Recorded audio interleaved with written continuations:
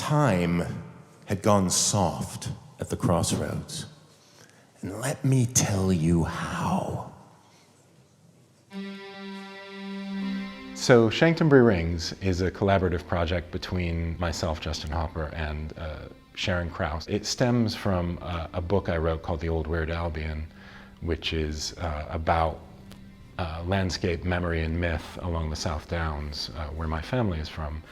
So I asked Sharon Krause to compose about 10 minutes of music for one of a section of a chapter, and she went a bit crazy with it and wrote a draft of music for the entire chapter. We began working from there, and over the course of about a year, it turned into what we have now, which is the album Shanktonbury Rings that Ghostbox has released. It was the 1st of May, and I was up long before the day. A half-inch layer of mist covered everything. The spider's webs, the dropped stella empties, my breath. The text of the piece is from a chapter about a place called Shanktonbury Ring, which is a high point on the South Downs just outside the town of Stenning in West Sussex. And Stenning is where my grandparents lived for about 45 or 50 years.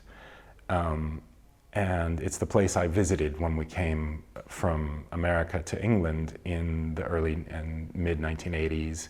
One might almost call it a sacred site. It's a very high point on the Downs. It would have been really important historically and prehistorically. But then in the 18th century, a young man who loved the Down planted a copse of trees in a circle at the top. So it wound up being this very strange, very identifiable site on the Downs. But it also has a long tradition of being, what might be called a thin place, where our world and some other world are kind of closer than other locations. People see things on that hillside. They hear things. They are indeed levitated. So this chapter of the book is about me going to Shanktonbury Ring on the 1st of May and encountering the Morris dancers who dance in the summer up at the top of the ring. And in a dark part of the ring, I saw my dead grandmother sitting on a log. But this time, I was not alone. Something was watching me from the old road that crosses the Downs.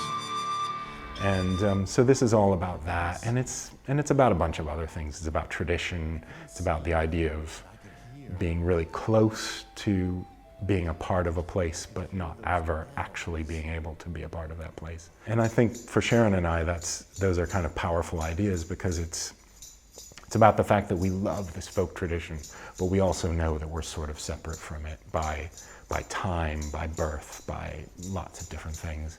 And then the music is all new. The vast majority of it is both composed and played by Sharon Krause, with an absolutely brilliant intro and outro sort of title piece that Belbury Polly from Ghostbox wrote.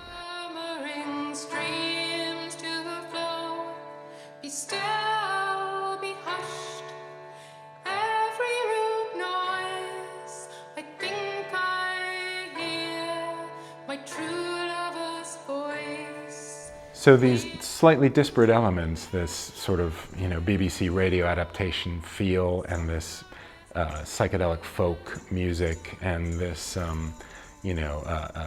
this spoken word aspect, but also this feel of an old folk record collection compilation, or a 50s beatnik poetry album, have all combined in a way that I don't think any of us certainly could have done on our own, but even any of us, myself, Sharon Krause, or Jim Jupp of Belbury Polly, I don't think we would have foreseen it working to this extent.